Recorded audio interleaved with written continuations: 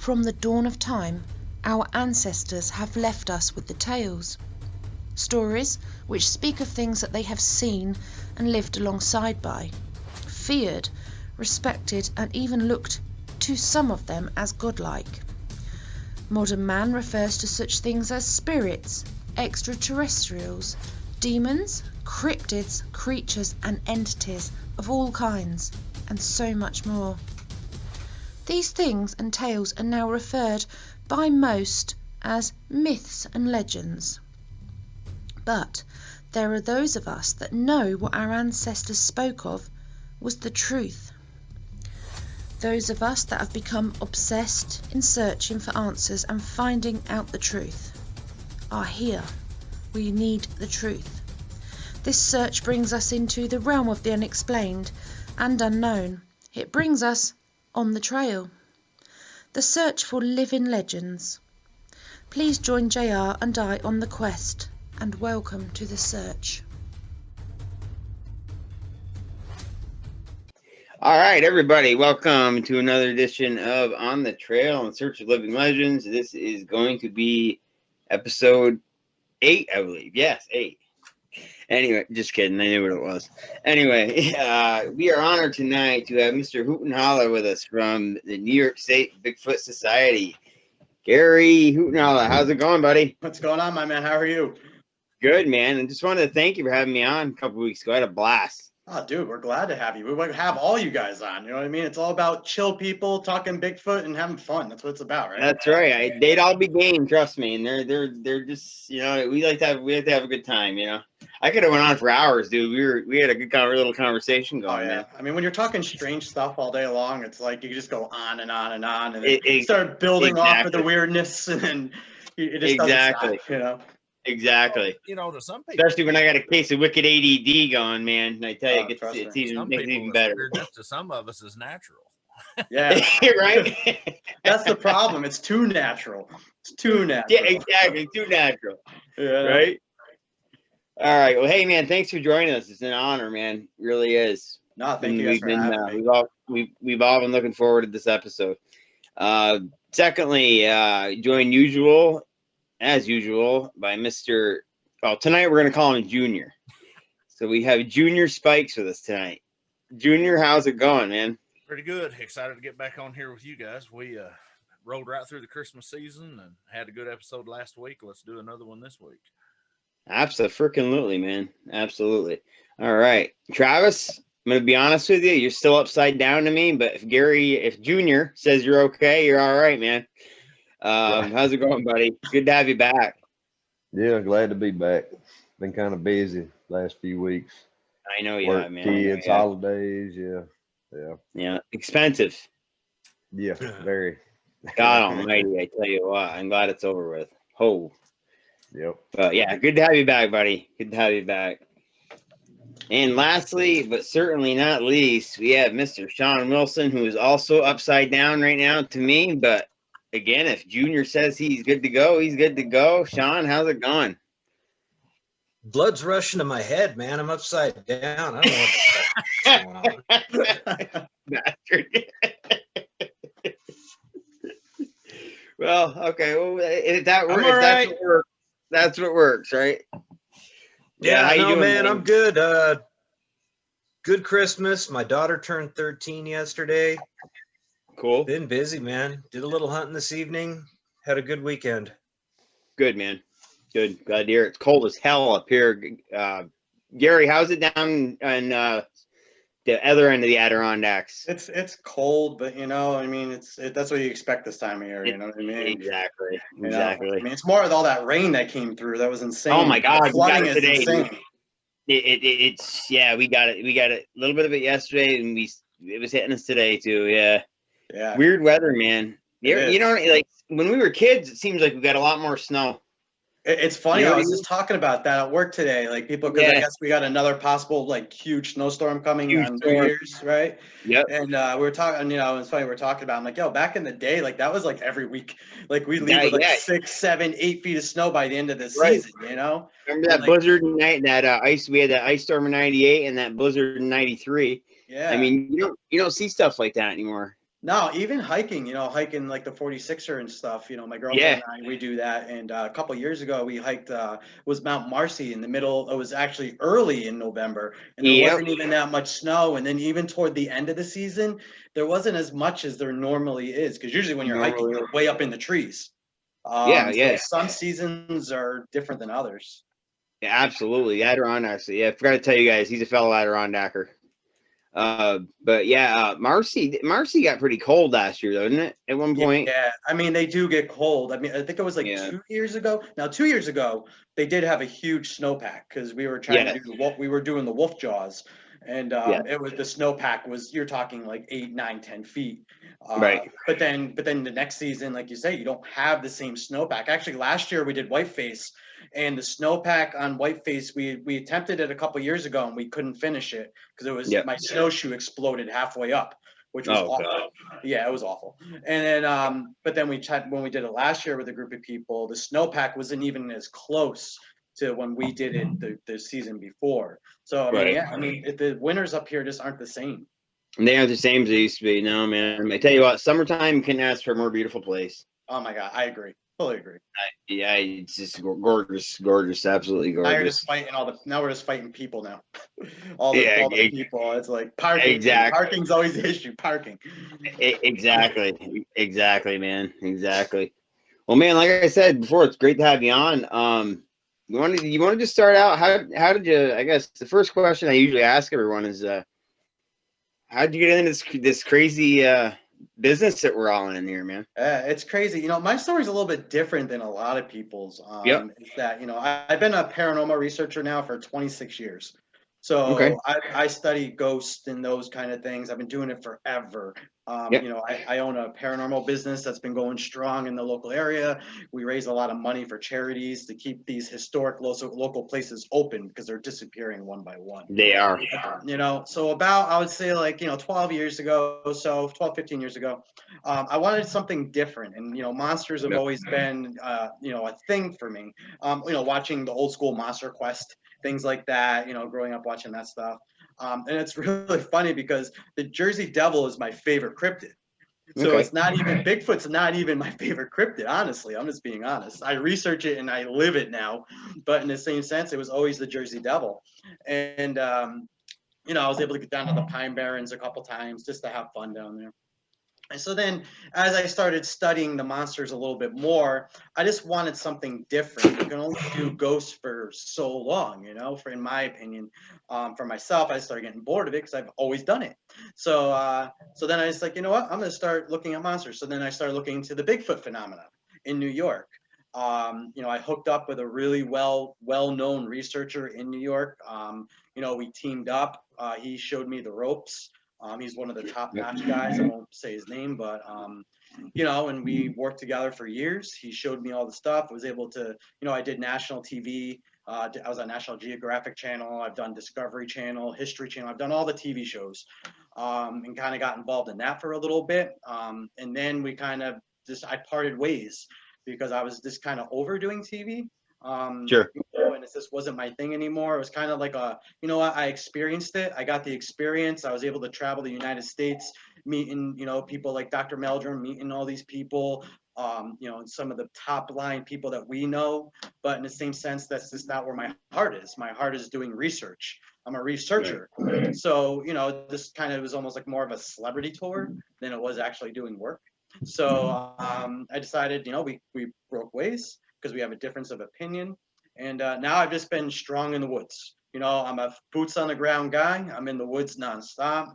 I'm a bushcrafter. I'm a survival guy. I do that stuff. I'm a mountaineer. I do mountaineering and ice climbing and all that stuff. My background is in animal science and behavior. So, once again, my degrees are in animal behavior and science. So I've done it all for, basically my living is studying animals. So why not just bring that to the woods? And that's kind of what I've done. So that's kind of how I got into it. It was a little bit almost like I'm bored of ghosts. So now let's go on to the next subject. And that's kind of how I got involved, and just went from there with it. And now it's evolved into something that I never honestly, and I'll be the first one to tell you, and I'm very blunt, me, I'm to the point. And, I never in 1,000 years thought it would turn into where I am now, as far as my belief system, as far as what this mystery is.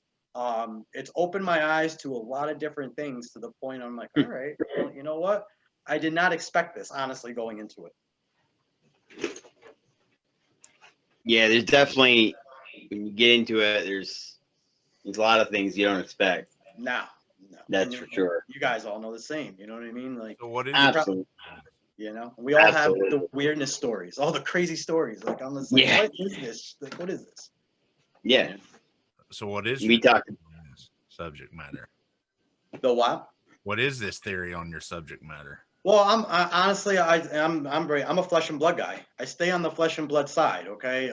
Just because I run a paranormal organization, I separate the two. They're totally separate entities. Okay. The New York State Bigfoot Society, the NYBS, we are we're a sister entity off of the other team that I created, the Tri-City New York Paranormal Society. So I stay on the flesh and blood side. Now, why do I do that? The Native Americans here in New York, I speak to a lot of Native American tribes, a lot of elders, things like that. And they've all said the same to me as the Iroquois, the Algonquins. They believe that they are their tribe of people. Okay. They continue to say they're a tribe of people.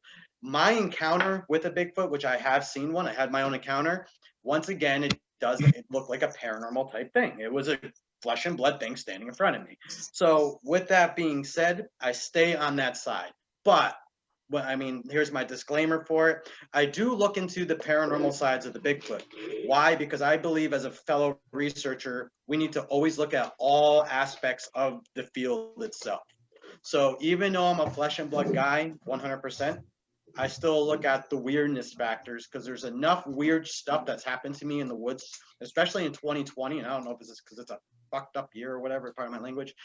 Same here, brother. You know, it's just there's a lot of weirdness. There's a lot of weirdness that I, once again, like I said before, I would never think in 1,000 years because I'm a very to the point logical person. So I always make everything logical. I dumb it down is what I do. And but the weird stuff that's happened this year, it goes beyond a flesh and blood type thing, but I don't put them together still. I don't. So that's my take on a Bigfoot. You know, it looks like, you know, when the one I saw, it looked like one of us, this big, large, hairy, living, breathing thing. So. Hey, Gary, you want to get into that a little bit? Tell us about your first encounter and what went down. Yeah. So, all right. So we got done filming a TV show. All right. And, you know, I went back up, and when you do TV, it's very produced. Okay. It's very blah, blah, blah. And so I went back to the spot where we got done. We were done filming. So I went back. All right. Just to kind of walk the woods. I didn't expect much to even happen. All right. It was nighttime. So, you know, I was walking down the trail with a night vision binocular, all right, just walking, that's kind of what we did. And sure enough, as I was coming down the trail in one of our research areas in the Adirondacks, so this happened in the Adirondacks, I saw a thing standing next to a tree, okay, a big tree. Now, the first thing I thought, and I stopped, and it's probably about 60 yards away or so, and I'm like, staring at it like, oh, look, there's a raccoon coming down the tree. I'm like, that's really cool, because I automatically go to everything else. I'm not going to automatically go to a Bigfoot. It's just not going to happen. And then I'm watching it, and it's still standing there, and it's a big furry thing. And then all of a sudden, I see its eye light up. So it's halfway behind the tree. So you see half the body, all right? But it's looking at me, and it's staring. And then all of a sudden, it blinked at me. And I was like, holy shit. This is not. The minute that happened, my body went to that fright or flight. Like I was like, yo, like this is crazy right now. Like I'm not in 1,000 years I would ever think I would see one. Now I talked to, you know, hundreds of people about their encounter stories, about all this stuff. And I'm just like, I would never see one. And the thing's staring at me. And then slowly, as much as like you stand there, and slowly it turned and it walked to the left. And you could see it. And I was watching it walk away. You could see the silhouette right through the night vision, slowly bipedal, walking through the leaf litter, and then it was gone. So it was almost like, in a weird way, like I say, that was like my Oprah aha moment. Like this is my spiritual Bigfoot moment. Right. And it's like, and that's where, you know, that was my first encounter. And like I say, like I didn't expect to see anything. I mean, we were in the woods for multiple days with, you know, History Channel, running around the woods with production people and all this stuff, you know. And but on that show that I was on, America's Book of Secrets, the Bigfoot episode, you do hear me. I was with a cameraman, and I got bored at camp, and I'm like, yo, listen, we're going in the woods. I'm not dealing with this. Let's go in the woods. So I took a cameraman with me, and we did get a tree knock, clear as day. And that tree knock that you hear on that show did really happen. So that was a legit tree knock. But once again, I just went up there just to kind of de-stress. You know what I mean? Like, the woods is a place where I like to de-stress. And after doing all that, I'm like, sure. Oh, and then to see one standing in front of me, you know, and it was probably about 7 feet tall. I mean, I put it around that. And we were just kind of having almost a stare off. And like I said, until I saw a blink, that's when it just like was like, wow, this is real. Because I thought it was a raccoon or a possum coming down the tree. Like that's what I thought. Like, logically, I'm like, that's cool. Now, I'm an animal guy. I love seeing wildlife.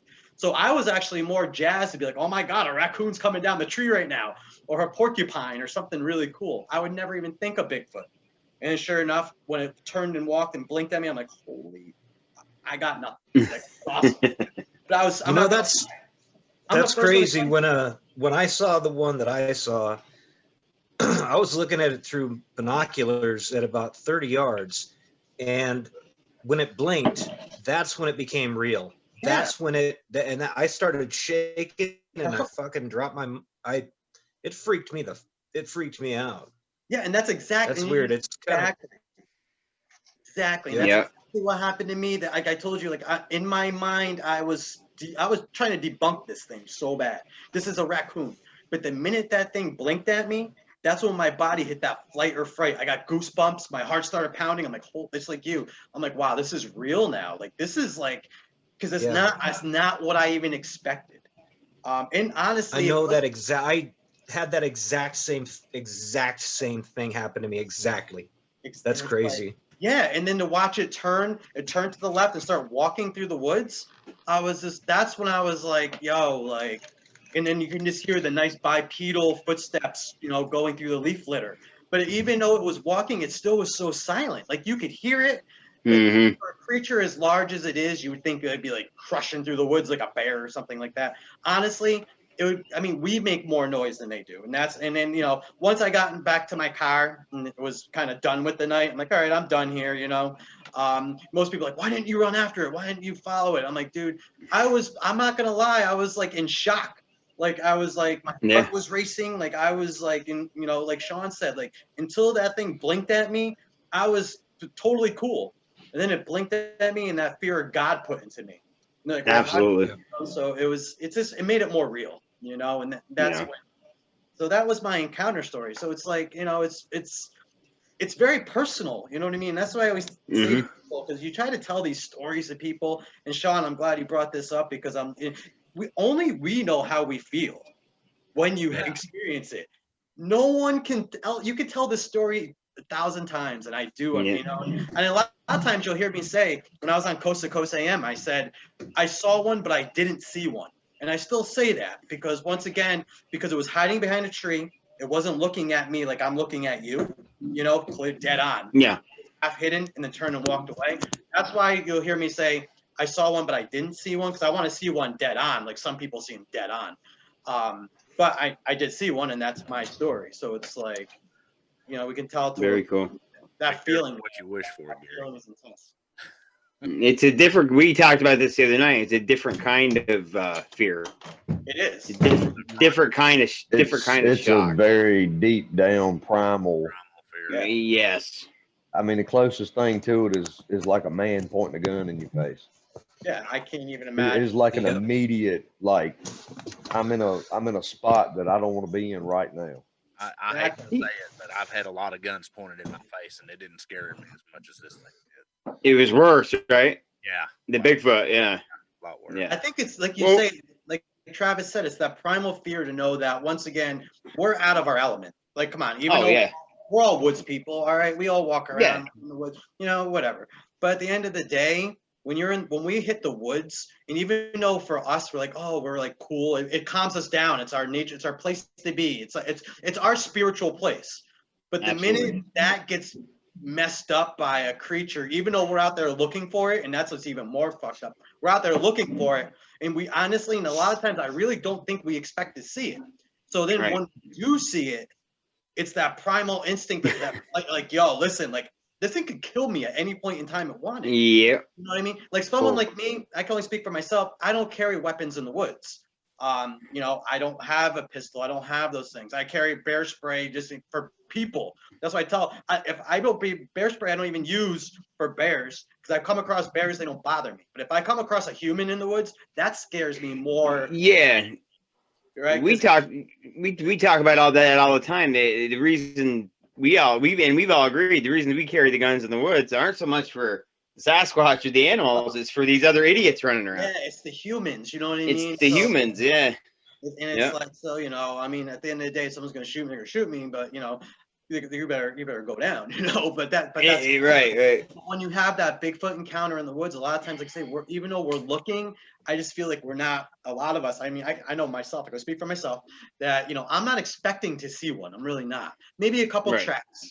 Maybe get some tree knocks back, maybe, you know what I mean? Maybe even get some rocks thrown in, because that's normal. I hate to say that's normal, but that seems to be the normal stuff, right? Sure. But when you actually see one, now, like Shawn said, it makes it real. It makes it real. Well, absolutely. And to know that you can't do anything. Like, what are you going to do? Like, what are Nothing. Nothing. I mean, nothing. Like, I mean, and I don't know, like, I'm a no-kill proponent, first off. So even if I had a gun, okay? So even if I had a gun, I'm not going to shoot it. I mean, I'm not going to shoot it. And then, like, I don't even know. So who knows? Well, I'll be blunt with you. When you do see one and you got a gun in your hand, you're going to be more of a man than me if you raise a gun to one of these things, because I couldn't. Yeah. Yeah. You're paralyzed. I couldn't physically. I told you my story. Yeah. Even if I wanted to, man, physically, I couldn't have done it. Travis is just the shock. Travis is the only one I know that was actually, you know, locked in on one. And did you have the inclination at all to pull the trigger, Travis?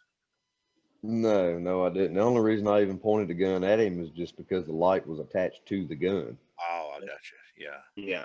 And once I actually hit it with the light, that was just more or less, I heard it, knew it was coming. And I'll go ahead and what Gary was talking about, you imagine a house cat sneaking up on you. It was just unbelievably spooky, humbling, quiet. Yeah. Through dry oak leaves at that. Yeah. And the whole time I'm camped out on top of an M4 AR-15 with an IR night vision scope and never saw it through the scope. And right when it had snuck around, the last sound I heard, I think, was just maybe a light step. And that's when I spun with the light and hit it with the light at about 25 feet. Wow. But there was no inclination to fire on it. I mean, that wouldn't, the light was on the gun. Yeah. You know, that's what I had in my hand. And I'm glad we're talking about this, because once again, this is why I think some people may think that these things are paranormal and not flesh and blood, because they almost say they stun you. Like they're able to kind of, like, when you see them, they give you, like, they stun you, they, you know, infrasound. I believe in infrasound. I do. Yeah. That's an animal thing. That's a biological thing. Thing. I do believe in that. That's a measurable physical thing that can be proven by science. Exactly. But when you hear, you know, some of these people that talk about, you know, stunning and things like that, and no, until you see one, and that's their opinion. And I totally agree with their opinion. I can understand where they're coming from with that. But in the same sense, until you have that encounter, like you say, and, you know, like Travis said, like that when that thing turned and walked away, this was in the fall, dry maple leaves all over the place. And it was still so quiet. You know what I mean? Yeah. Like, you know, and I wasn't as close as you were, but still, like, you can still, it would just slowly went into the woods, where if you're just enough away, you would just think it's part of the woods. Absolutely. Or even like a deer, you know? The only reason I was even focused on it to begin with was I initiated a contact with tree knocks. And this is before I was into the Bigfoot thing. I mean, you just have to hear the whole story, but this was kind of like a fun, laughable kind of thing. And all of a sudden it got extremely real quick. Yeah. And he knocked back, and then he grunted, And then here he came. I mean, it was super fast. It's super fast. Really fast, really quiet, really, really intimidating and scary. All of a sudden, I was completely on the defensive. It's insane. Yeah, I had my mom and my daughter with me, which made me way more. Oh God, yeah. You know, I was a whole different Protective. animal in that, that respect. But the fact being, I hit it with a 900 lumen white LED at 25 feet. This thing was over 8 feet tall, and its back was 4 feet wide. And it got that close, that quick, that quiet, with me looking for it with a digital infrared scope. And it did all of this intentionally, knowing that I was doing that. I know what I had in my hands.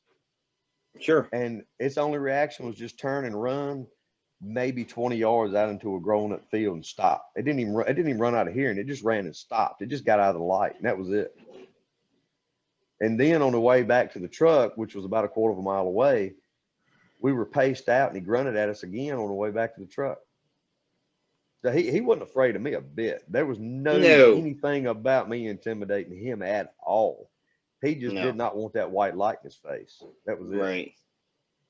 He was not afraid of that rifle with that 30 round magazine. And that's interesting because when I had that one following me around that pond that night, I didn't notice it.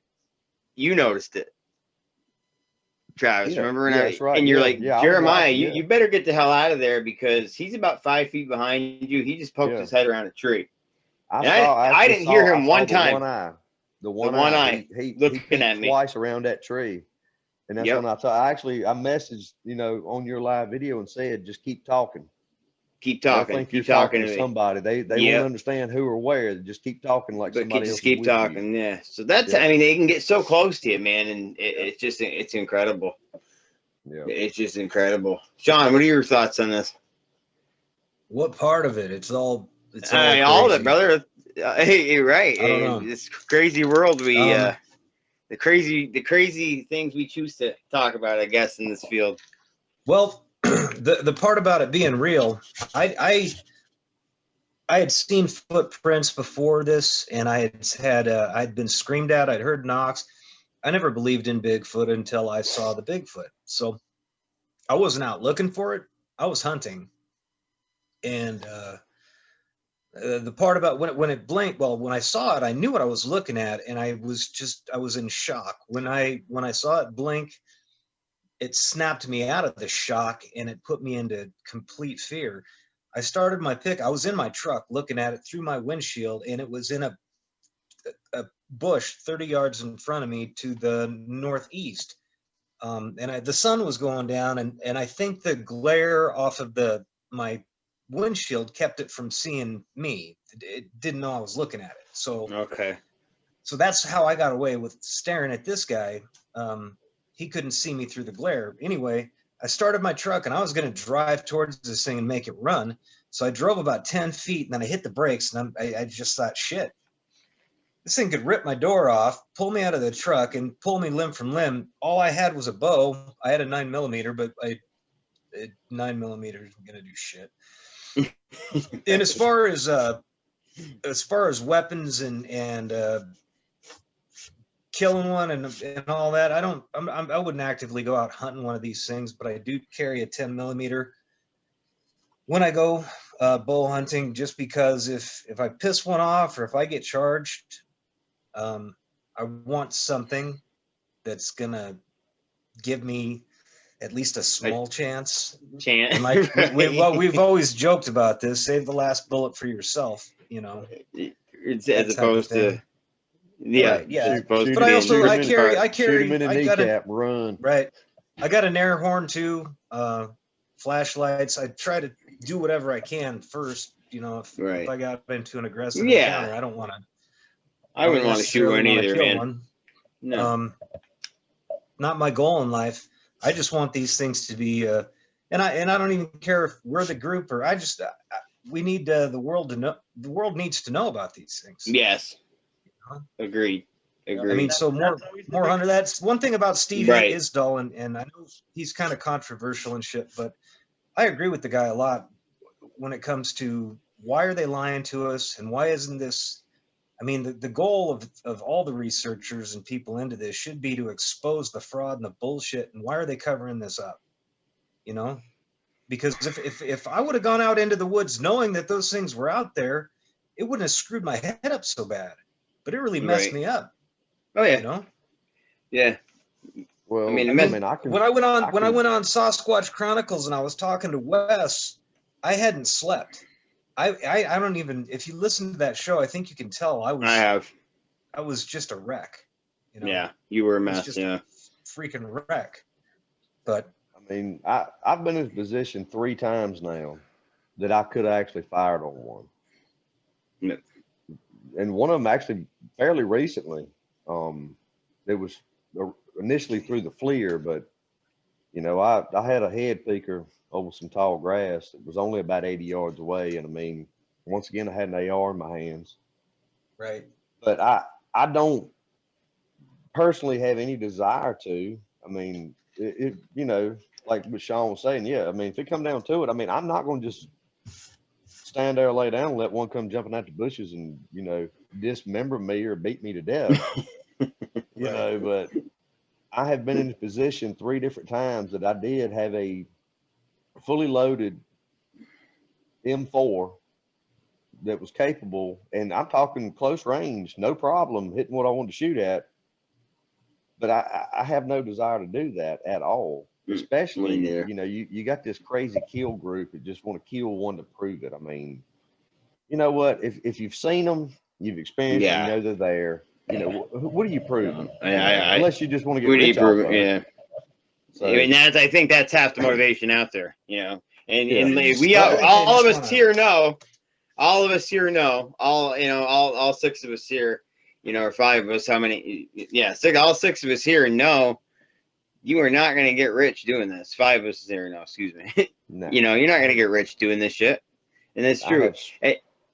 You know, I've spent Gary, a whole lot of money doing this. Oh yeah, me too, man. Me too. As you know, we all have. Gary, it's, you know, you mentioned that when you saw that one, it first looked like a tree. Yeah, well, it was next to the tree, so it was behind. Is that okay? Yeah. Okay. So it was behind the tree, and like I said, when I saw it, the first thing I thought was there was like a raccoon or an animal either going up or down the tree. You know. Right. So right. Once again, I was the only one at that point. At that point in time, I was the only one in the woods, so there's no one else there. Okay. And I just, you know, like I say, it was a random trip, and this is where the weirdness always comes for me, is like, what even made me go out that day? Like, I don't even know what made me even want, you know, it was an 1.5-hour drive one way, you know what I mean? And for whatever reason, I just decided, and I was already up there, like you say, for multiple days. So it wasn't like I like missed it really. Right. But, it's just that weird spidey sense, I guess, that just that day, and, you know, and it is what it is. It is what it is. Is what it is, you know what I mean? Yeah. Because I always get like, why didn't you see it when you were there and when people were all over the place? And I'm just like, listen, I don't know. Now I'm just gonna leave it at I don't know. Like, I think a lot of it's on their terms anyway. To be honest with you, that's what I was gonna say. Any animal, but people don't even think any about animal. Any animal. I mean, it's on I their don't even terms. go in the woods. Like, I think it was last year, me and my daughter I take care of this a trail at this hiking preserve. I'm a trail steward. I do a lot of like trail maintenance type work and stuff. And so me and my daughter were at this one preserve, and for the first time ever, I saw my first live porcupine in the woods. Like, I see him dead on the road all the time, side road dead. But I've never actually, when I'm in the woods, I've seen one walking down through the woods across the trail, and I'm like, oh my God, like that was the coolest thing ever. I saw a big giant porcupine, you know? Exactly. Right. At the end of the day, like, think about red fox and all these and bobcats. All of them. I see bobcats in the woods ever. I see them. Perfect. Yeah, that's a perfect example, man. I mean, you hear people say, well, why haven't we found a body yet? Well, let me ask you a question. How many dead bears have you seen laying there in the woods? How many dead mountain lion have you seen? How many dead, you know, any predator, any animal in general, like you were just saying, most of the time you don't find them just laying there dead. Well, so the chances of you, I mean, you do. Go ahead, Travis. Oh, I was just going to jump in and say, I mean, you know, I live in South Central Virginia. I mean, this is hunting capital on earth, is the Southeast. Sure. There are more people population percentage wise per acre hunting in the southeast of the United States and anywhere else on earth. Everybody hunts. Men, women, kids, you know, they run dogs, they deer hunt, coon hunt, rabbit hunt birds, turkeys, bears. I mean, you name Everything. it. All the years I've spent in the woods, I've only ever found one deer that I couldn't explain. Right. And that one was about 10 or 12 feet in the fork of a tree. And that same here, brother. Yep. And Now and think that was before Bigfoot went on my radar. Yeah. Right. Looking back, it's like now think of how that. and why, you know. You witnessed Yep. that. Think about how. So you think about that. Like you witnessed that. Think about how many people have witnessed this for how many years and just never said anything. Like, Right. You know, Exactly. like we're the few people that have the balls to kind of be like, all right, we're weird. We look at weird shit, and guess what? We're gonna talk about it. And Not many. If you like us, great. And if you don't like us, I really don't care because I don't care. You know what I mean? But in the same sense, think about how many people, especially like you say down in Virginia, they'll say that because there's tons of hunters down there. You know, even in upstate New York, I mean, Oh my God. so many people hunt up here. You Oh come my God, across yeah. this weird stuff that have never said anything. Or Never. Well, and I've experienced that a whole lot over the years, talking to people. And once you get to talking to people, all of a sudden they're like, well, you know what? You know, My yeah, to grandma think said about this, and my uncle Yep. said that, you know, and they start telling you something just kind of weird Yeah. out of the norm, you know, that they never would have even thought to bring up or even talk about.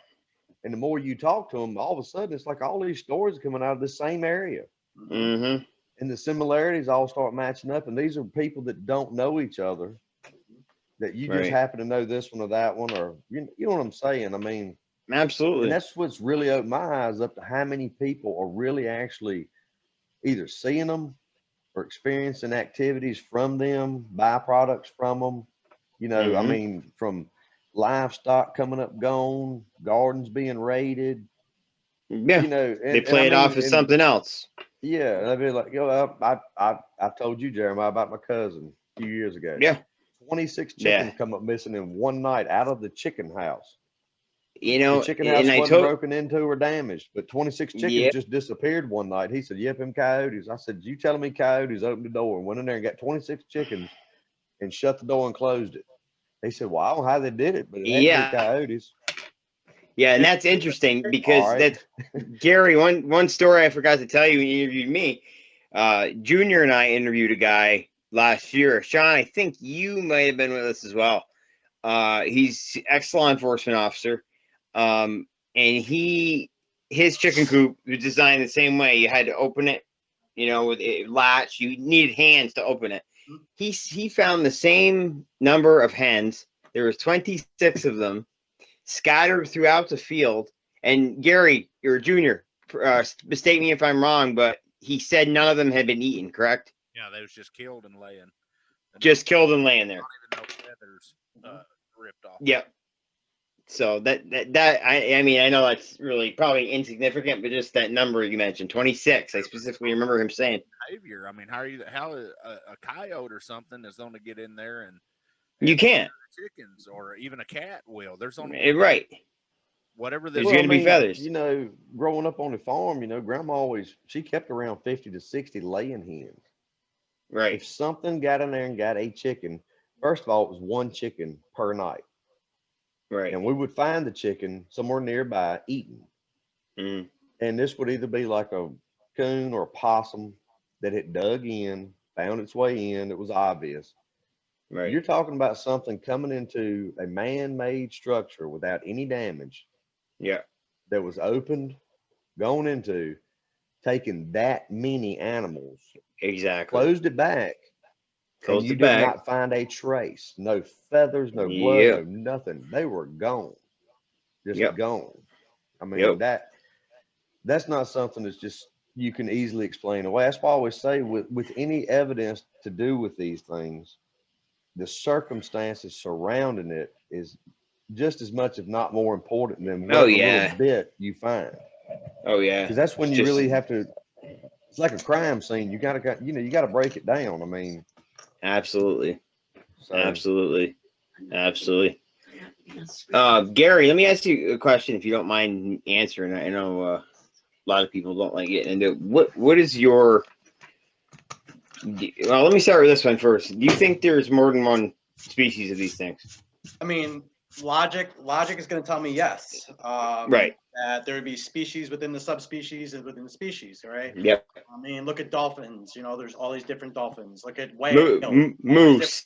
Look at cats in general. Look at deer. Exactly. A lot of people don't even know that deer have all these different species of deer.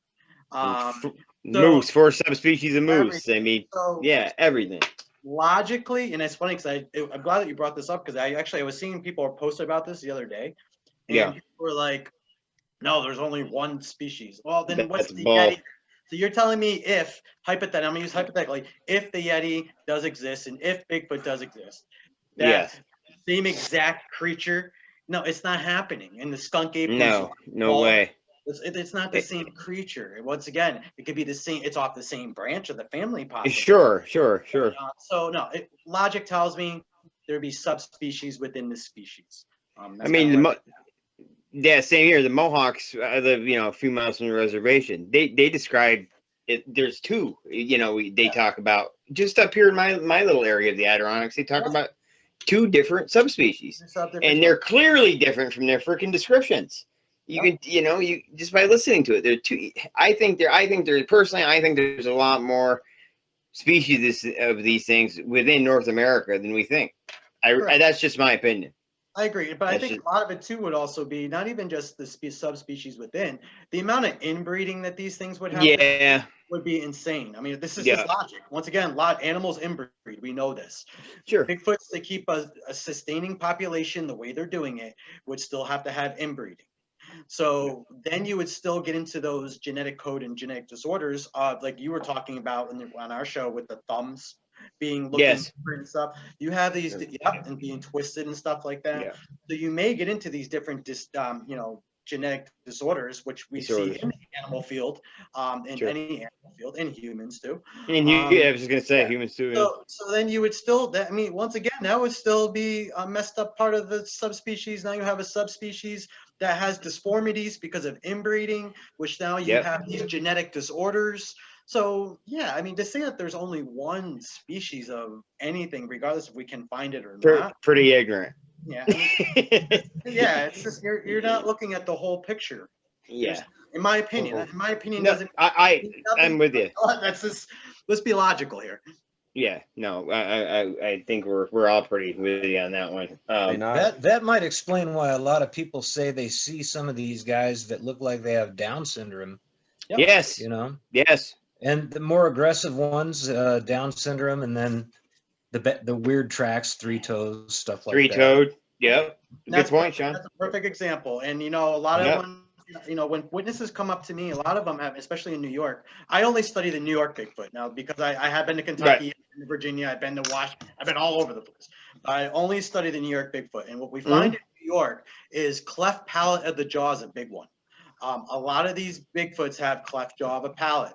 Their jaws all missing and things like that. So all formed, which would mean once again that 1 of 2 things: you're within a genetic code that has that, okay, or due to inbreeding, we're starting to get more of that, which would once again it would make sense. I look at Bigfoot like this: you have a male and a female. The male and the female then have offspring. If you have a female and a male offspring, once that male becomes juvenile and comes into its own, it's going to become an alpha behavior. All animals are like that. Lions, orcas, everything. All the big animals are like that. Gorillas. Great apes, Humans.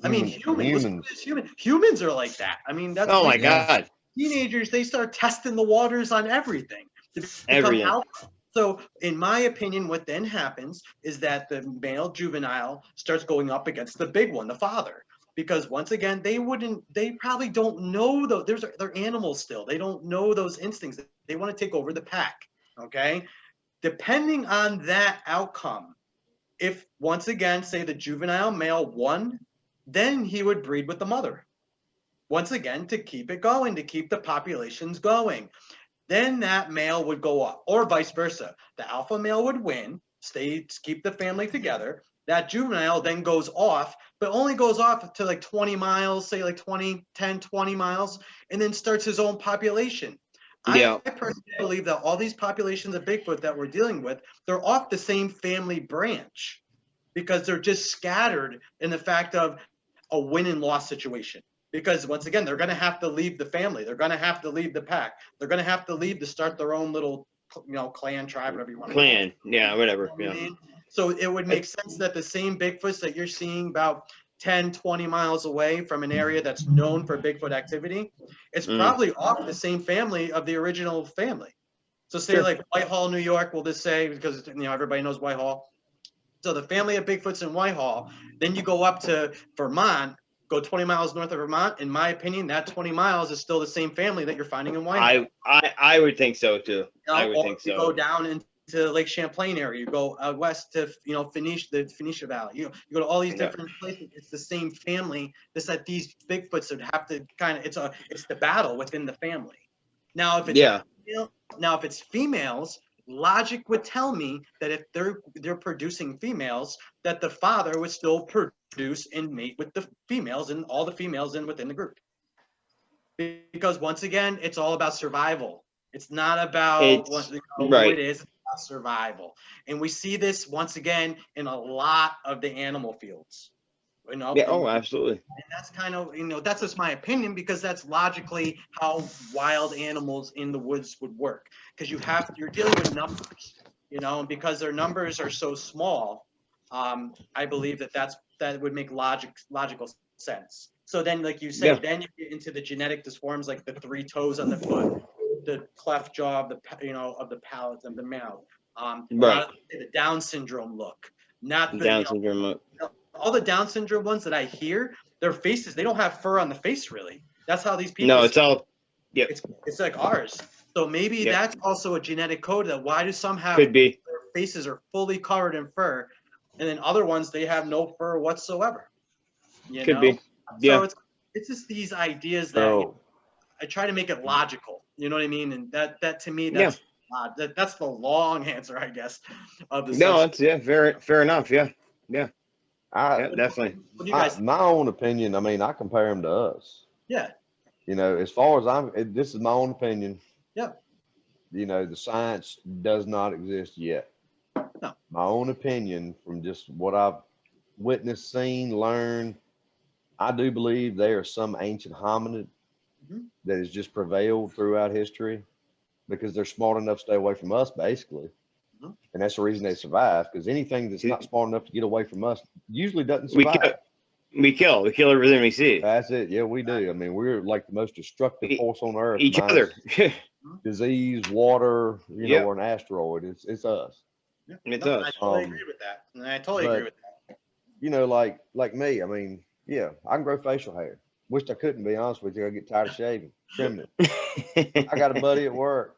He cannot grow facial hair. All he gets is just, this dude's 32 years old, and all he gets is a little bit of fuzz. Yeah. You go out and about in public anywhere, human beings as a species are so diverse. Genetically, we're so close together, but our appearance, our build, our height, weight, eye structure, width, shape, noses, cheekbones, hands, everything, you name it. We are so diverse. And we're so diverse because over eons, we have adapted and evolved over different geographical areas that had different needs. Sure. And we, as a species, have acclimated to those areas, whatever it may be. And given how much in the last, 500-600 years, how much people truly have traveled that we know about, it's probably been going on way longer than that. We've intermingled.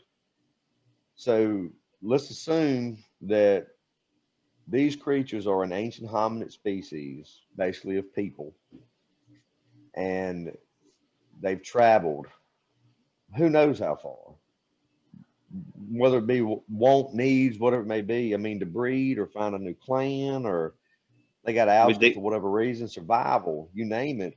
And they've intermingled, crossed paths, And we've talked about this way on back in one of the roundtable sessions. I don't even know how long it was. First early explorers in the southeast United States, the Cherokee Indian tribes, they had pale skinned, red haired kids. Red running around. hair. Yep. Those were not native born Americans. That's not a native trait. You know, I mean, that blood came from somewhere else. Somebody got here somehow way longer than what history will tell us that intermingled. So if human beings were doing this, we all have to just out of common sense assume that yes, Bigfoot, They would do it too. definitely been doing this, you know, For sure. and Good as far as point. covering ground, I mean, you take a male mountain lion, he'll maintain a range of like 280-mile Mhm. radius. Oh yeah. You know, you're talking about like a couple of states. Male black bears will do the same thing. Mhm. So say you have this rogue male that doesn't have an area with like a breeding family. Oh, that dude, he is on the move. He doesn't have anything to keep Yeah. him in an area. So yeah, he's out and about doing his thing. Absolutely. And you think he's definitely going to be finding females here or there.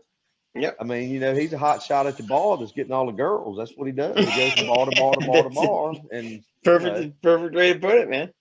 yeah, It is. so It is. It's perfect way to put it. there's no rules or no boundaries as far No, as not that the goes. woods. Right. In the woods, and that's why I always bring up the inbreeding thing, because a lot of people are like, "Oh, I'm like, dude, there's no rules." No, Like, it happens for sure. You're Yeah. talking about. I mean, it happens with human beings. I know. Without a doubt. Yeah. Without a doubt. I mean, it does. And, It you know, does. it's like, you know, you're talking about numbers. When you start talking about, you're talking about numbers, and the numbers of these things Yeah. are so low. People want to say, "Oh, there's that." No, there couldn't be thousands and thousands and thousands like a lot of these people say, but there are enough to have a sustaining population that, once again, they're masters of their environment. Like, that's how simple Oh my it is. God. Yeah. You know, so I mean, I think the main things that take these things out are age and disease. I'm with you on that one. That's Yep. where I leave it. Not humans, not anything like that. No, they've gone beyond our reach. Exactly. Yes. They have made They're just made an evolving to our extremely- times now. And that's the thing. Like, people are like, well, you have all this technology and you have all this gizmos and gadgets, and you still can't get one to look like the Patterson film. And that's what I hear all the time. And don't even get me started on that. But in the end of the day, I'm just like, you know what? Like, listen, you're right. You're 100% right. And I don't even have an answer for you with that.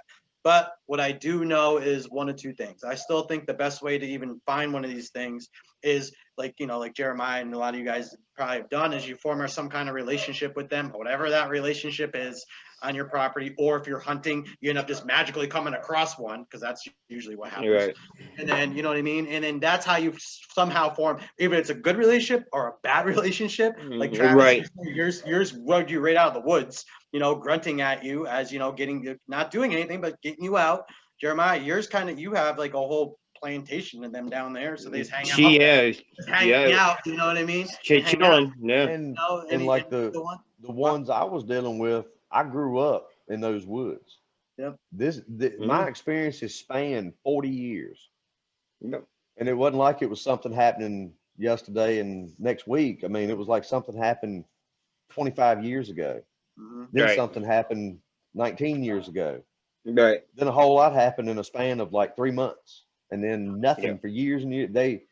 It's not it's like weird. it's some kind of, you know. Yeah. And even in my area where I grew up, it was always early spring and fall. Summertime, wintertime, they were Yeah. gone. I don't know where they went, but there was nothing. They were just not there. Seems like it's April to the end of November for me. Mm-hmm. Yeah, They'll come back. That's why I think they Yeah, travel around. it's interesting, They right? move. They move. The same.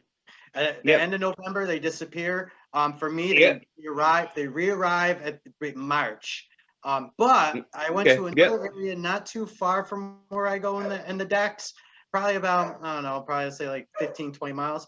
And I'm finding them in the winter in this area. Which really makes no sense, because that has to be a different group of them, or a rogue one. Or different type, maybe.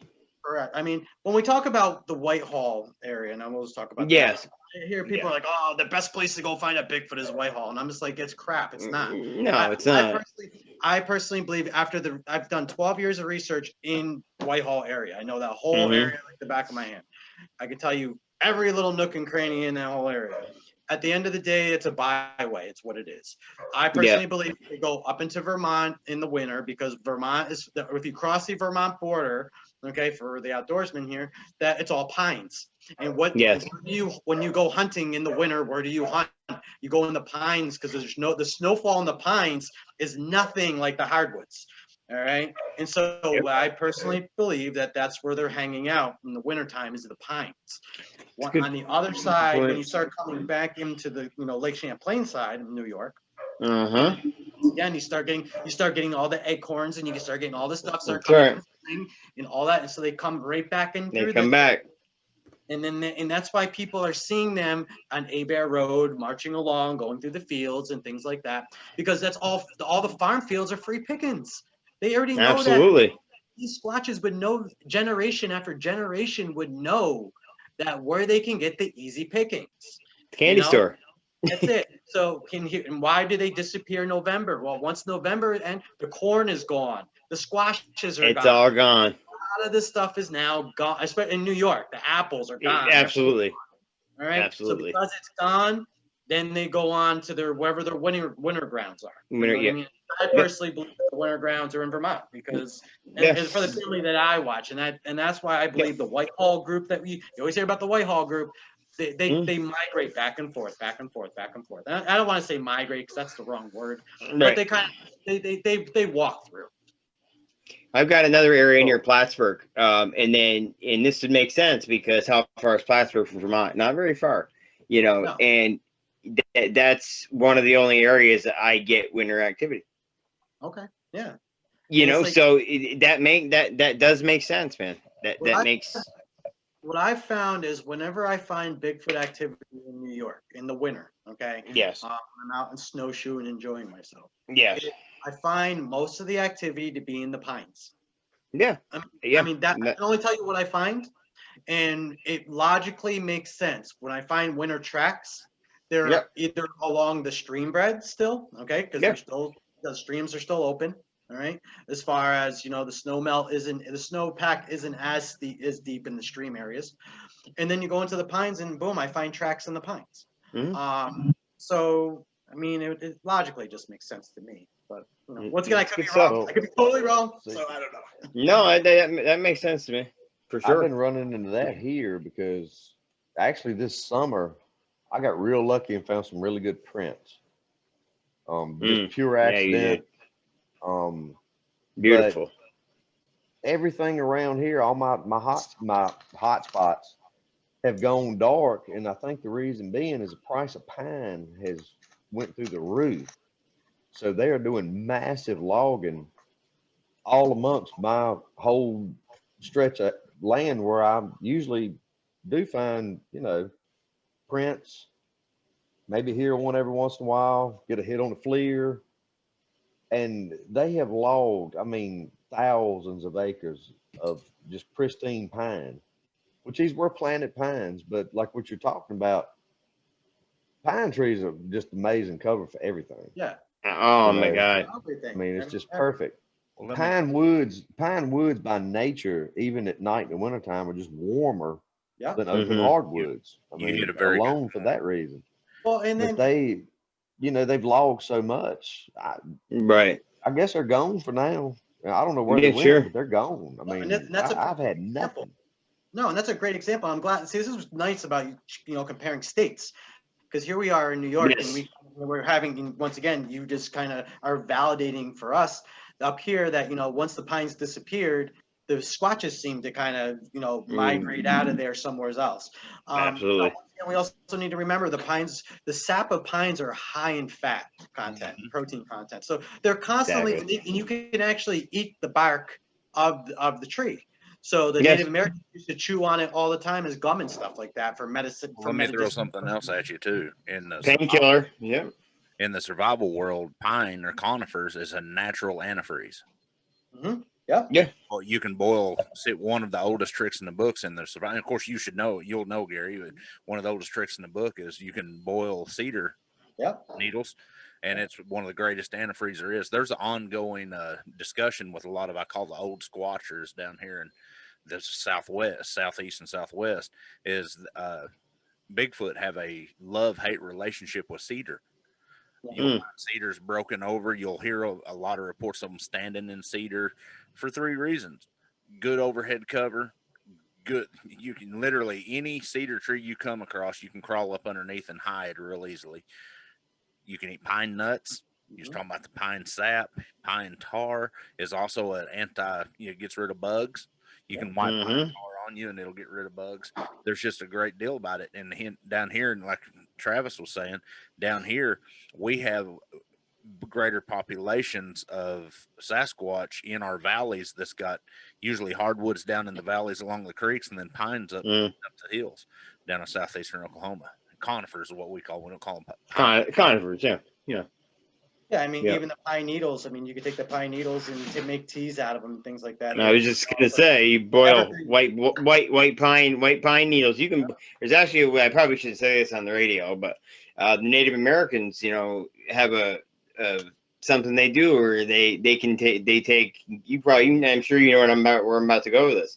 You can boil. A way to do it. You can boil white pine needles down, and it's a natural. Almost turns into a natural narcotic and gives you the same similar effects as a morphine would, and don't tell me these things don't know these things, because they do. I mean, we talk cover, if you want, and then we talk tree structures, if whatever people think about tree structures. But once again, myself, if I'm building a tree structure in the woods at a bush camp, I'm going to use pine to cover that structure. You know what I mean? It's insulation. It's all those type of things. So if we do have, an ancient hominid in the woods, they're going to know all this anyway. They know it all.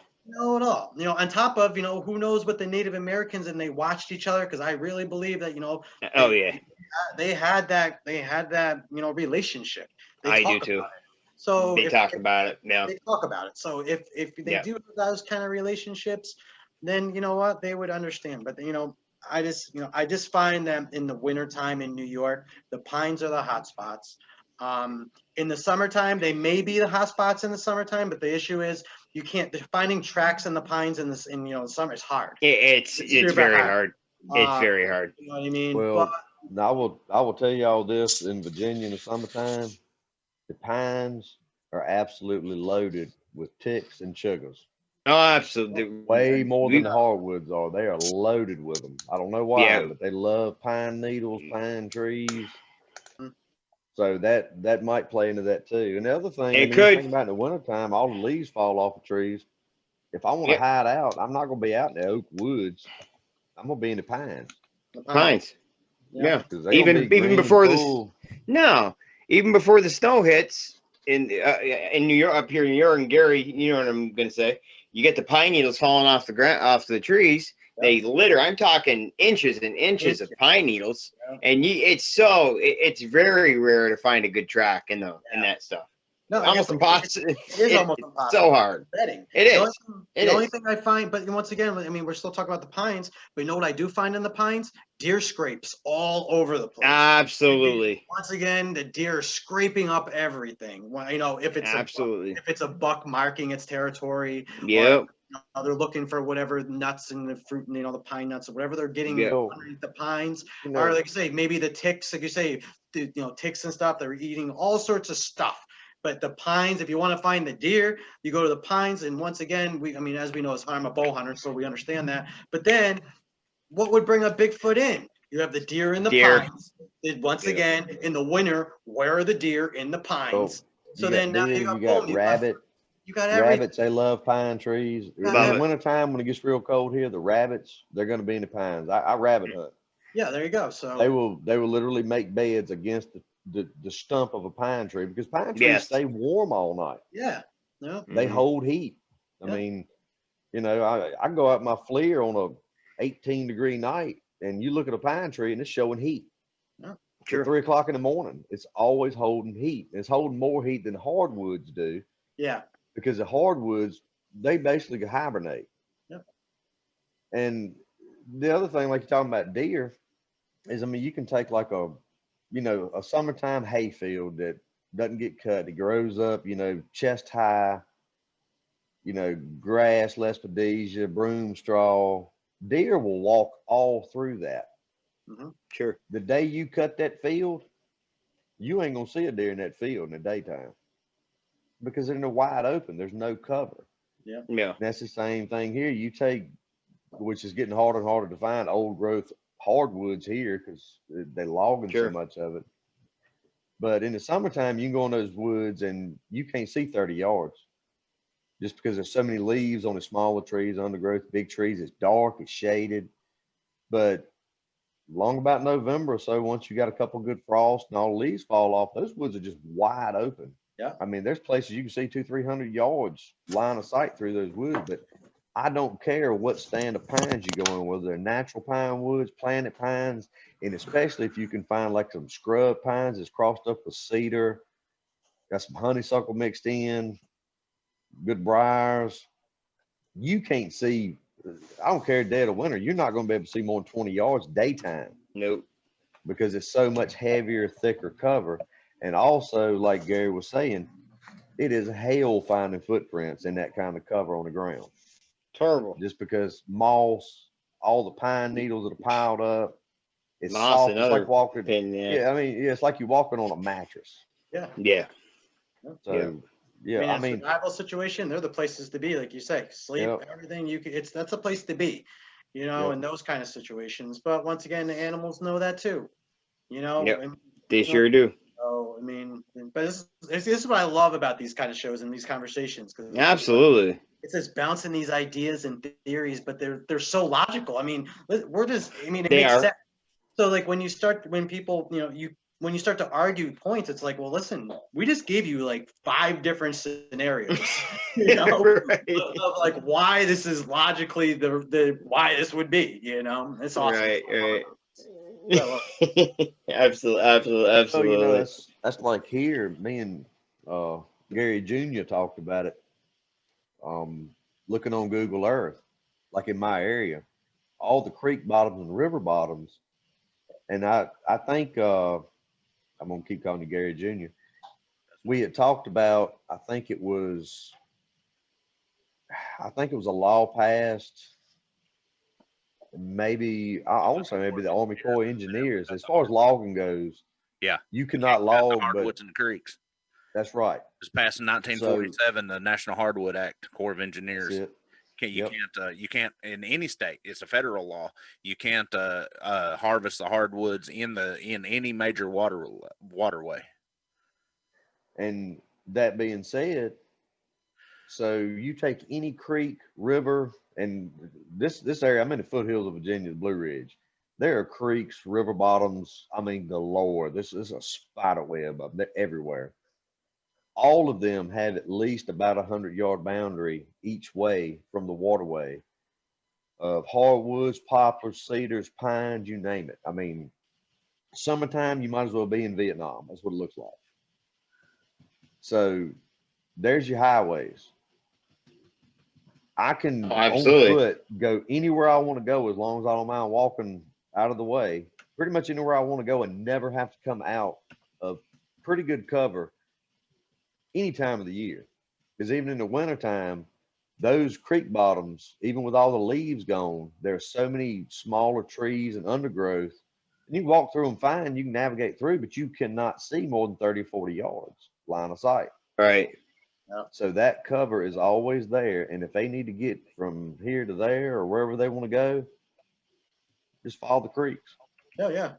No, and that's where I always set base camp up. One of my whole scenario, how I set things up normally is I set up bush camps in creek beds. All right. So stream bed. And I always set it up on the low ground with high ground in front of me, big hills. Because once again, they're going to rule the high ground. And that's what I find all the time in our areas is that they're high and then they come into us. So we want to draw them to us. Well, talking about pines, right across from bush camp number 1 in the Adirondacks that we have, it's all pines. It's all pines, and then it opens up to on the top of the summit. It's all birches. So it goes from pines to birches, which are wide open, like you just said. Once you hit the birches, you could see for ever. It's so wide open. Yeah. You know what I mean? But what we find is when we start getting the activity is that, once again, I do that on purpose because I want those pines to be the blocking aspect. Once again, at nighttime, the pines are pitch black. Like, you want to talk about dark, the pines get darker than dark. Like, you're just like, it's like, wow. Like, when you're, even when it's starting to get twilight, if you're in the pines, it's like midnight already. Yeah. So I do that on purpose because, once again, I'm not so much about seeing them, because we know we're not going to really see, even on FLIRs and stuff like that. I'll like FLIR, but as far as trying to see them, it's going to be, you're not going to really see them unless they show themselves, obviously. So yeah, but they start coming into that pine line, we find, and we draw them into the pine line. I mean, that's when the rocks start throwing in. Absolutely. Like, so, but they know it's that ambush cover, that pine, those pine needles all over the ground, and it's kind of swampy where we are too. So it's like they're in that muck, they're in that pine muck, and it's like even that pine muck, even though it's like even when you like step in it, it's still so quiet. It's like absolutely. It's not like you're still in, like, suction cup, coming out of a creek because you're right. And that's kind of what I've always employed. That it seems it works. That stay on the bottom. If you can find some good pine coverage, have that pine coverage around you somewhere, and try to draw them into that pine coverage. Because I feel like, in my opinion, they feel more comfortable being in those pines. Because, like we just said, the cover, it's harder to see them. They know we can't hear them because you really can't hear them in the pines, which they would already know. So we almost have to trick them into being like, listen, we're going to bring you into where you already feel comfortable. And then let's start communicating with you. A lot of the experience I do with communication, because like my wheelhouse is Bigfoot communication, as we talked about, setting glyphs up all over the place, and I have an alphabet that I use. When I set up all these alphabetical letters and glyphs from different books and things like that, I set them up in the pines. And sure enough, that's where I'm getting all the answers. I'm not getting the answers at my bush camp. I'm getting foot tracks right in the middle of my camp, but they're not touching the glyph in base camp. They're touching the glyphs in the pines. In the pines. So this is once again keeps going back to, I believe that the pines there's really something with the Squatch and the pines. Like, they go hand in hand. And us all talking today, going through the millions of reasons why, it logically makes sense why a creature is going to chill in the pines. Because A, you can't see it. B, you can't hear it. C, they have a food source. D, once again, you still can't hear it. And at nighttime, when we're doing this stuff at nighttime, and even in the daytime, the pines are still darker in the day as it is. When I'm going through the woods and you start coming into the pine forest, it's dark. So you're still not going. These things are going to blend in, no problem. And there's usually, and when you get into the pine forest, there's usually a lot of pine trees, so they're clustered together. So I mean, up here it's kind of like that. So logically it makes sense. But that's kind of how I set up my shop. Is let them come in through the pines, and then it seems to work. It seems to work. It does. It does. I do something very similar. Instead of, when we go into our area, the different areas I have, we don't go.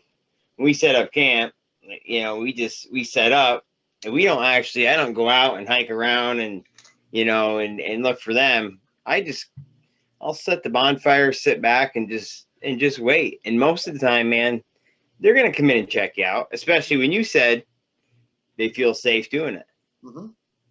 So it makes perfect sense. Yeah, one of the big things I do when I go out, and people argue with me about it. Like, when we go Bigfooting, I even hate to use that word, but when we go Bigfooting, we don't go out for hours and hours and hours all night.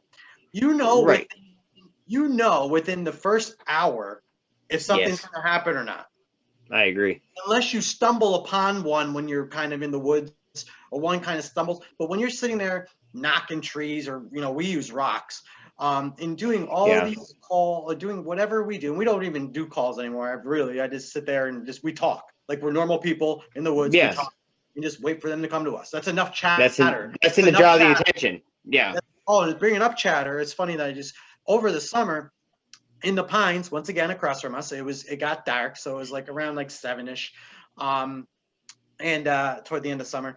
And sure enough, we heard samurai chatter. Clear as cool. day. We could hear the samurai chatter. Someone was talking, and I believe it Very knows cool. who we are. I really do Sure. believe it. Oh, absolutely. Absolutely. You know, I don't really think many people are down where we are, and if they are, they're hunters. Hunters will go through there. But as far as like, you know, people, probably not too many, unless someone's following me in the woods. Then, you know what? Sometimes I hope someone follows me through the woods, because I would like to see like someone else go to my camp and be like, "What the hell is this?" And then, but I would, you know what? Sometimes I would love to have like another Bigfooter follow me into the woods that I don't know is following me into the woods, because they would then, it would put a different element to where I am. Because if they hypothetically know who I am, hypothetically, and I leave, and that person then is chilling at my camp, at my team's camp with Kenny, and, you know, we're all hanging out, and then we're not there, and this other person's there, I'm wondering if I would get a different behavior, a behavior that I would never see. You know, Think so. I would never see that behavior. No, when You I get a bring, chance to use that bear mace too. yeah, it would be. You know what I mean? As long as we're gone, you know. But no, we find it. You know, it's funny because, like, you know, it's when I bring my girlfriend into the woods and things like that, we get different behaviors, totally different behaviors. So Absolutely. sometimes, even though I'm like, you know, we always try to keep our areas private, obviously, just because we don't want things screwed up. But in the same sense, sometimes I'm in the same sense. I'm like, you know, I wonder if another Bigfooter followed me through here and then comes down here. And I wonder when I come back, if shit's going to be torn up, something's going to be totally different, if all my structures are going to be, you know, and that's another thing, because we make fake structures. And I always wonder, I'm like, yo, I can't wait till someone gets a picture of one of these and tries to tell me it's a Bigfoot structure. Because I made that shit and I know what that is. And I have a million pictures to prove it, you know. But no, and I always wonder that, because I don't, it's funny because I always want those different behaviors. See, I'm all about the behavior. I don't need to know if a Bigfoot exists, because for me it exists. So You know it exists. I saw it. But Yeah. now I want to understand the behaviors in its environment. You know, Yes. and that's where things get controversial, where people are like, oh, well, we need to capture one to have it be proven, or we need to get the DNA to have it be this and that. My take on that stuff is, listen, as a science nerd and a geek, I'm not going to disagree with that part of it. But in my Bigfoot opinion, I think it's better that we don't ever find one, that we just kind of continue to do what we're doing and trying to gain evidence out in the field, because we're the people doing it, regardless if we're amateurs, hobbyists, people. Some people take it serious than others. Honestly, back in the day when I was doing TV, I took Bigfoot very serious. 2020, I'm very chill. I just don't care anymore. You know what I mean? Right. But I find, like, you know, we got to have fun doing it. You know what I mean? You got to Absolutely. have fun. But, you know, so we go out and we do our thing. We gather the research in a good way. All right. And then that's how we gather this stuff. It's going to take a science person to come forward to be like, listen, this is the deal. We know this. Okay. I mean, the forest rangers, the retired forest rangers even come out and say, yo, by the way, we monitor these guys. We know that there exists. No one even listens, though, to those people still. They still don't listen. Nope. It's going to take science. We understand that. But the double-edged sword is, do we really want that to happen? Because then if that does happen, think about, like, you know, like Travis said, people are going into the woods, especially in New York. Jeremiah, you know, the Adirondacks are full of people. Tourism is huge. Huge. Okay? They don't, DEC, Department of Environmental Conservation in New York, won't even admit that mountain lions exist. And we know they do. We know they're here. People send me trail cam photos all the time about them. Like, yo, because one of the side projects we do is mountain lion research. So wolves too. They don't want to admit wolves are back, and they are. They're here. But once again, think about it. You have the Catskills, and everybody's hiking all the mountains now. That's the big thing, is getting that patch. Okay, I'm one of those people. I'm no different. So you're out getting patches on all these hiking mountains and trails. If DEC came forward, or the government came forward and said, oh, by the way, while you're out hiking with your kids, all right, you may stumble across a 7 to 8 foot Bigfoot in the woods anywhere along the trail, so just be careful. Tourism's going to stop. How many millions they lose? Yep. Mountain lions. If they came out and said, by the way, mountain lions exist, while you're out on the hiking trail, just know that one may stealthily sneak up behind you, snap your neck, and carry you up into a tree. I agree. I mean, if I had my 2 little girls with me, I'm gonna think twice about this shit, or carry a weapon. So you're gonna have Sure. more weapons in the woods now, because I mean, what you can't do anything. You can't even do anything. So those, it's kind of better, in my opinion, that people like us who have all these, weird podcast shows and talk about this subject are the ones out doing it, because we're the safest people to do it. Yeah. And then, that brings up the question. Like you say, like Travis had a gun on one. Jeremiah, you've had a gun on one, like you guys have said. What about the people that may have shot one already and just never said anything, because you guys have turned into Bigfoot researchers now, okay? So like you love the field, you love what you do, which great. But once again, I mean, we'll pick on Virginia. You got down in Virginia, you have a lot of people that carry guns, I guess, that are in the woods. You say hunting, there are a lot of people hunt. So you're telling me, we carry guns all the time. okay. we carry guns to the store, There you go. So there's a perfect example. In New York, New York, you have to like sell your soul just to even get a permit. So it's crazy up here. But anyway, you have all these people that have guns, that go into the woods, that go hunting, that trap, that's their lifestyle. They grew up that way. You're telling me that someone hasn't shot one? I totally agree with you. I agree. That's the thing, and that's where we, it's too hard for me to believe that someone has not shot one when we all are here sitting here saying that they exist. I can tell you, to back that up, I can name off 10 friends real quick right now that if they had been in the situation I was, they had to pull that trigger. Oh, they'd let it rip. Let it rip. Yeah. So I will say I had my thumb on the safety. Yeah. Only because I had my mom and my daughter. Me alone, I'm a whole different creature. No, I totally understand. Yeah. I did. But he made his decision to turn and run at that light. Mm-hmm. Yeah. If he'd have made a different decision to do something horror movie crazy and come at me, I'd have let it rip. Yeah, you had to. You had your little girl. Yeah. You have to. I mean, you have your kids and stuff. I mean, that's a whole different scenario. I mean, anybody in that scenario, you're in protective mode. You're in protective mode. There's no question about that. You have other people with you. You know what I mean? I'm just like that when I go hiking with my girlfriend. We go in the woods and like I'm in like protective mode. God forbid something happens. We're up on mountains. No one's around. You're miles away from anything. You're talking 12, 13-mile days. Climbing, and you get into those modes. I get it, but that's the thing is like, with so many people in the woods, and this isn't new with people in the woods. In New York, actually, hunting licenses this year doubled because of the pandemic. They doubled up here. So you have all these people in the woods. It's like someone has to have had to shoot one. And then that's the question. Like, how is it not even feasible? Like, how's it not feasible? Well, I mean, I've been there's a certain individual. I think I told all you guys about it. Actually, I told you about it on your show, Gary. Since she was a juvenile, and I say she because we know she's a female. We know people that have seen her. It's not the same female I saw, but she got a deformed track. Her right foot is very, very messed up. And it's almost like when you look at the toes, I got pictures of it somewhere. I'll send you guys the pics, but it looks like part of her toes were blown off. And like someone shot the ball of her foot. And since she was a juvenile, it's been like that. Mm-hmm. Makes me wonder now if it was a birth deformity, it had been like that since she was a baby, right? Mm-hmm. But I didn't start noticing this until, she hit juvenile stage where she, her tracks are about 10 inches long. Makes me wonder if someone shot her. Or she came through. Do you guys do you have a lot of trappers up there? Oh my God.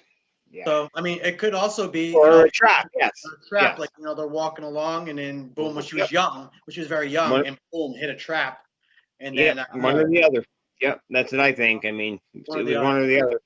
But that's always been my question. You know what I mean? And people talk about like the Patterson film, that's never my question. I don't even care about that thing. My question is someone logic. This is logic. We talk about this. We're not the only ones seeing Bigfoots in the field, and someone has had to pull the trigger on one.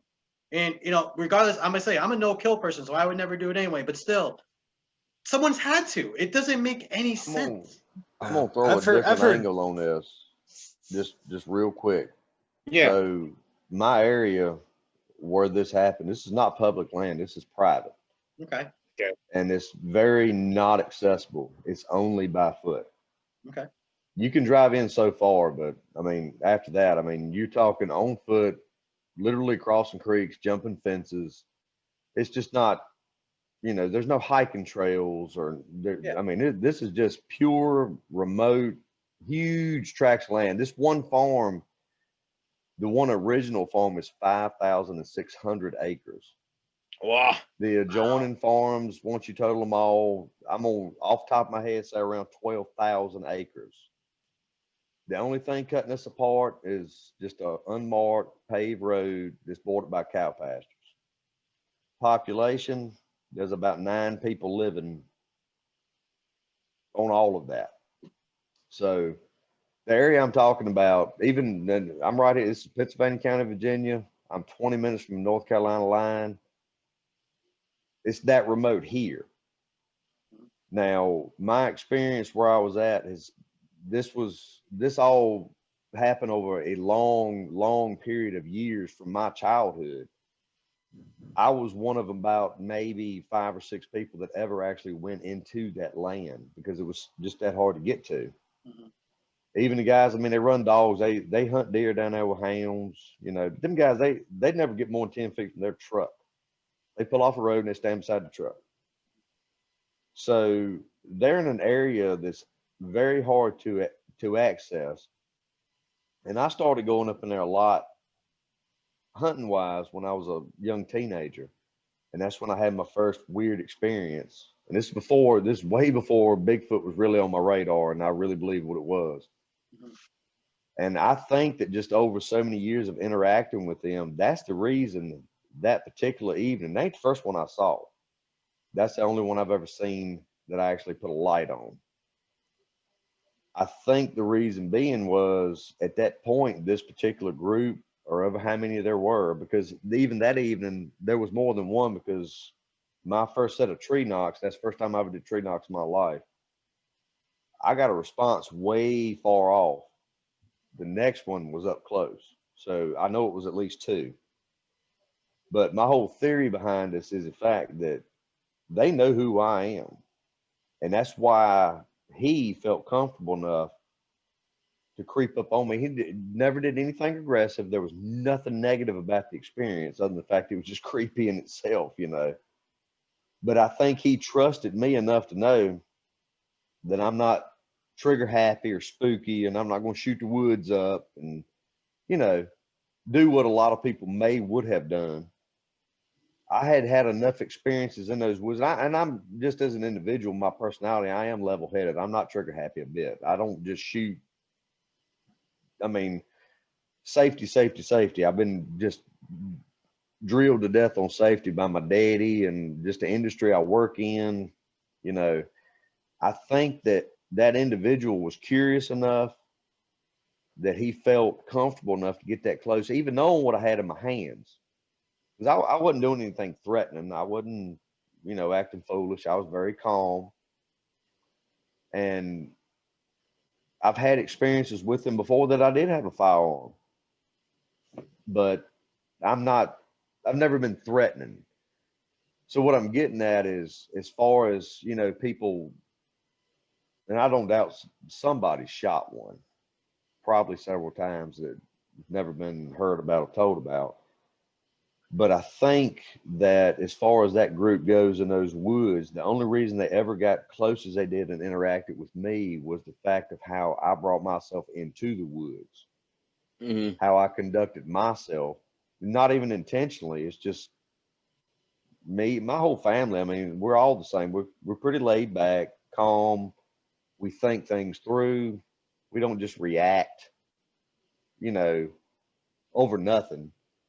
So that may weigh in a whole lot, as to the point of fact that when they do interact with people and they allow themselves to be seen, heard, known, they've carefully chosen who they're interacting with.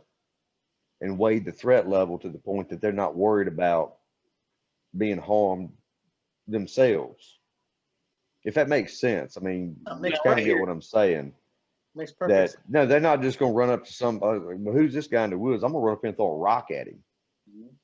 You know, this dude's got an assault rifle. Yeah, I'm going to run up and throw a rock at him. I don't even know who he is. You Yeah. know what I mean? I mean, it's the same thing. I mean, for yourself, you don't just run up to some stranger in a parking lot that's got a big old pistol on his hip, just run up and slap him in the face, call him a name, just see what he'll do with it. You know, I think though it also has to do with, I mean, this may sound strange, but maybe not. But the age of the Squatch itself. Yeah. I think that's good. That has a lot to do with it. This year, I have two brand new reports from hunters this year. Okay, coming out of that, these are both Adirondack reports. Okay, the first Yep. report I got from a hunter was he was coming through the woods, and he was coming out of the woods. It's a place he's hunted his whole life. Guy was in his upper 60s. Okay, so an older gentleman. And long story short, as he was coming, he heard something behind him as he was coming down to get back to his truck. And he looked, and sure enough, there was one standing, he said, probably like 50, 60, 70 yards behind him, just staring at him.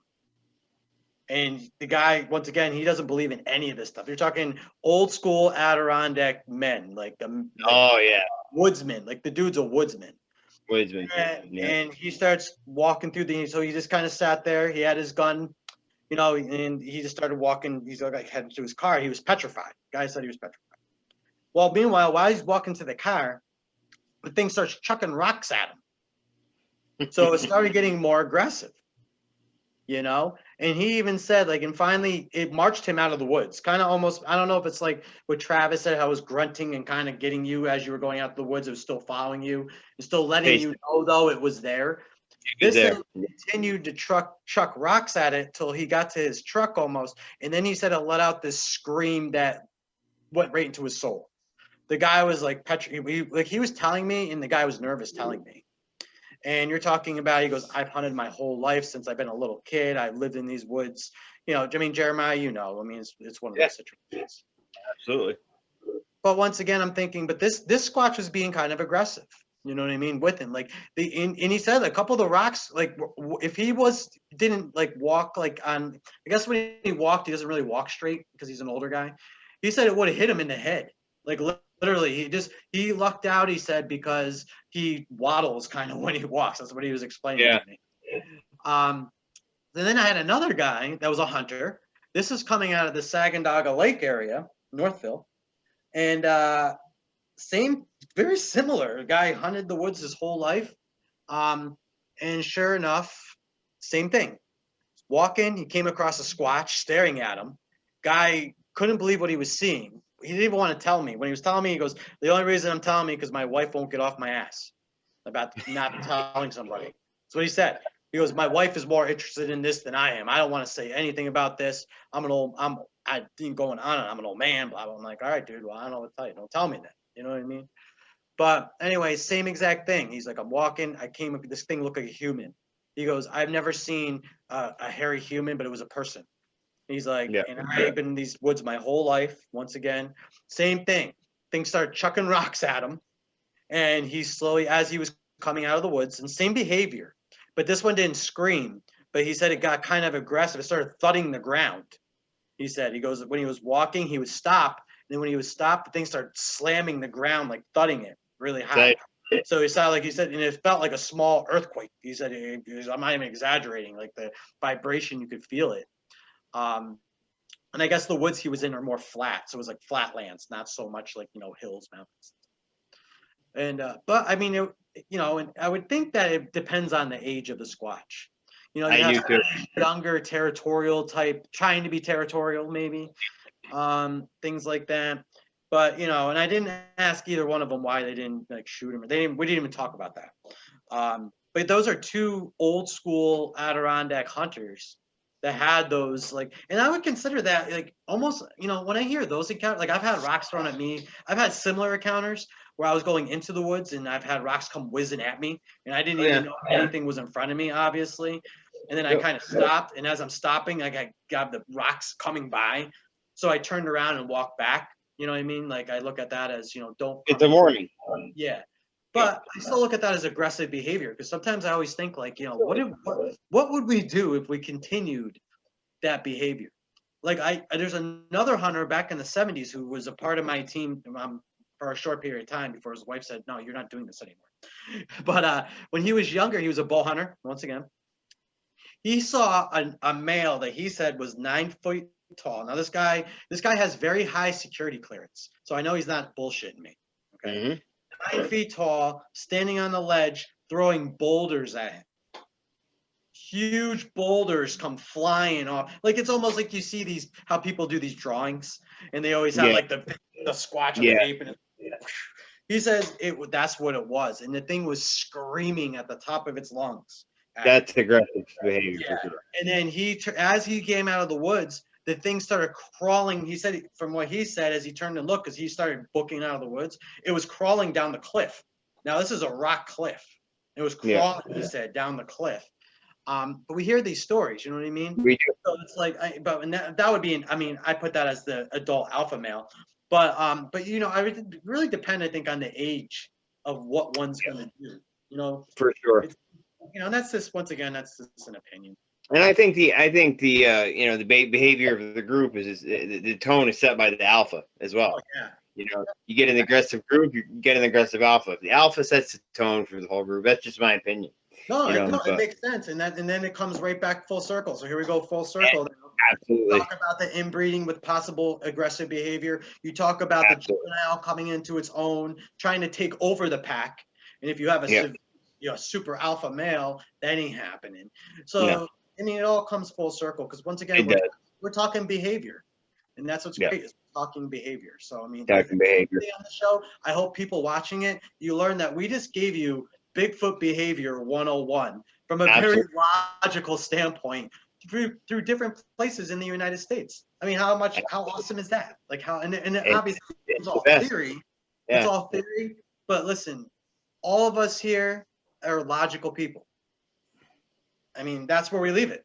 You take it for what it's worth. Very well said, man. I can learn a lot tonight. This was a good show, like I say, because we talked about. I thought it was amazing. I thought it was one of our best yet, man. Amazing. I hate to do this, man, because I could keep doing this all night, gentlemen. Listen, man. I know these guys can agree. We'd love to have you back on at some point, man. Yep. Maybe bring Kenny on with you when you come back. I gotta get Kenny. Kenny is doing his whirlwind tour right now. My boy Kenny.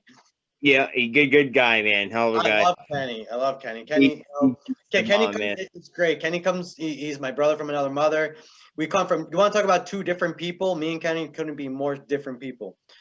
But it's the good thing about the Bigfoot community is you take people that are completely different, that love a subject so much, and you know what, you bond over the subject, and absolutely, and you learn to agree to disagree and still rock it out. You know what I mean? And that's what it's about. And even all of us here, we kind of agree on a lot of things, which is nice, but it makes it easy.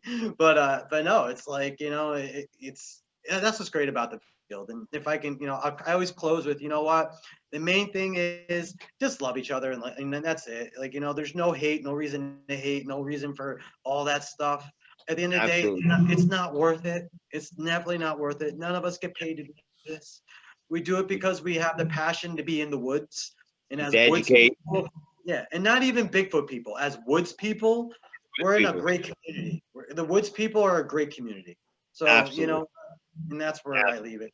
So learn from each other, love one another, and at the end of the day, agree to disagree like we were back in old school days, because it's okay. It's okay. Absolutely.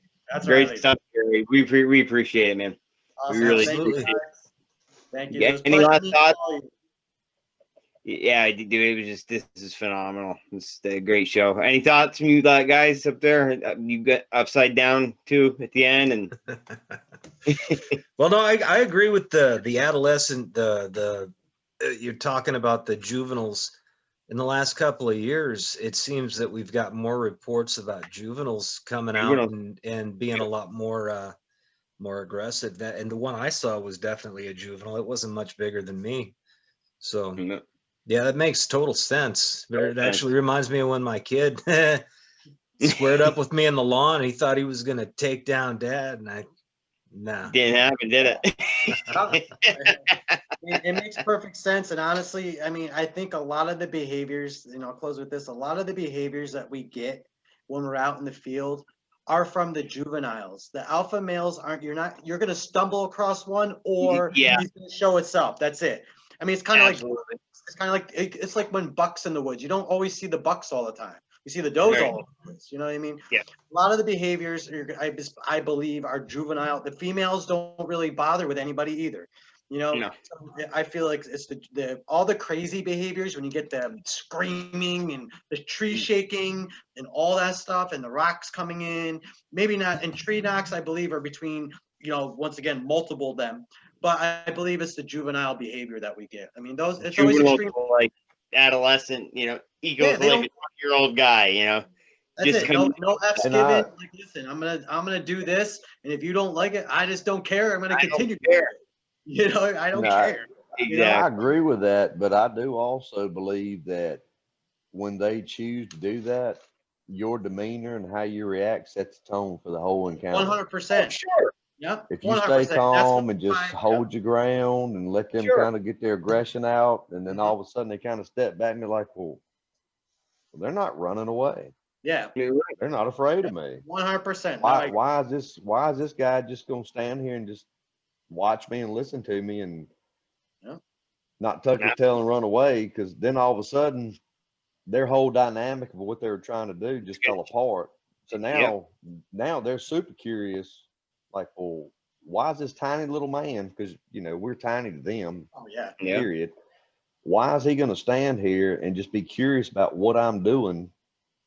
Because I'm not a Bigfoot, and even with that, like, say 3 of my encounters where I could have just lit the woods up, done the typical man thing, just gone to shooting.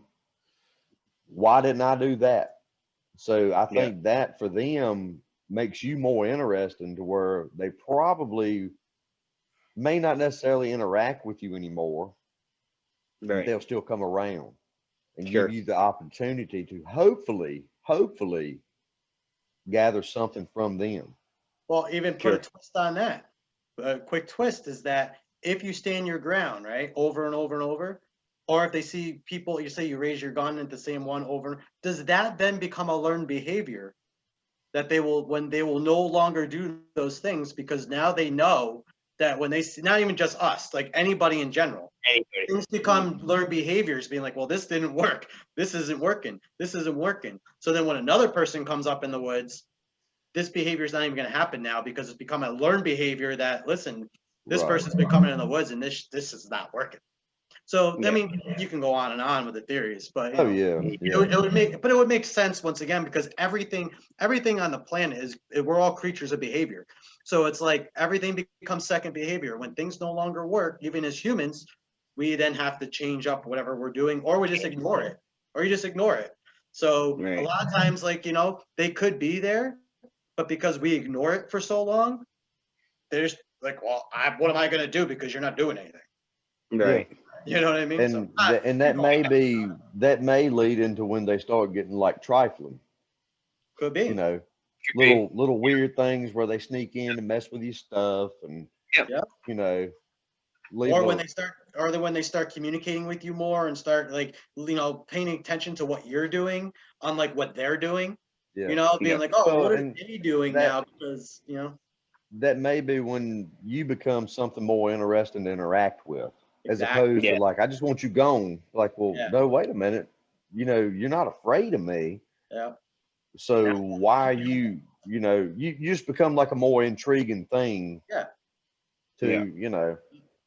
And me personally, I mean, in the woods, if it gets that aggressive or that creepy, me personally, just the way I am defensively, I'm not going to move. I'm going to hold my ground where I am, because I am safer not moving, because moving, a whole lot of your senses go out the window. Sure they do. So I'd rather just hold up, stand my ground, and just stay there defensively, and let them go ahead and get out the system.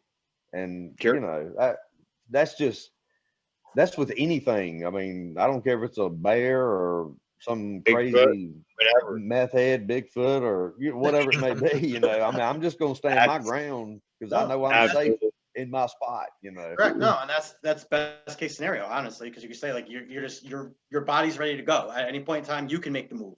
When you're moving, you no longer have that advantage. You know what I mean? So No, no, you don't. awesome. Absolutely not. Well, hey, Junior, any last thoughts? Very interesting conversation. I'm sorry I was a I little. thought it was awesome. I agree totally with everything that was said tonight, especially with the juveniles doing a lot of your hanky-panky stuff. We call it down here. Our hand. Yep. Usually when the big males come down out of the hills, then it's time to get serious. But you don't hear a lot. Yep. We've heard a lot of the big males come down and yell when the youngins start getting a little bit crazy. But great show, Gary. Awesome. Jeremiah can shoot you over my way. I also deal with an outdoors. We've got an outdoors show that's strictly camping, survival. You're welcome on it anytime, man. That's another subject I'm sure you're very knowledgeable about. Yeah, anything outdoors, man. You know what I mean? Yes, yeah, for sure. Yeah. But Yeah, man, you're welcome to NUS anytime, man. That was amazing. Same with all you guys. You're more welcome. Come on the NYBS radio show with me and Kenny, and we love They do just like we do. They make it nice and fun, That's fun, cool. but we get the point across, Yeah, fun and to the point. That's all that matters. You know what I mean? So, and I say our supporters are awesome. They get really interactive. So Yeah. awesome. Yeah. Right on. Awesome show, guys. Amazing. And for all you all you guys out there, thanks for listening. It's just an awesome conversation tonight. Definitely gonna have Gary back at some point. Tune in next week. Or actually, I think we got a Skookum session. We're gonna try to get one in sometime this week at some point. Great show, guys, and appreciate every one of you guys, all you listeners out there. Be good to each other. I know it's tough out there right now, but try to be good to one another, and things will get better. Well, gotta have faith. But y'all have a good night, and Gary, thank you once again for coming on with us. We really appreciate it, man. Oh, anytime. And as always, as I say, keep it squatchy. Deuces. Keep it squatchy. All right, brother. All right. Good night, guys. Good night, guys. good night.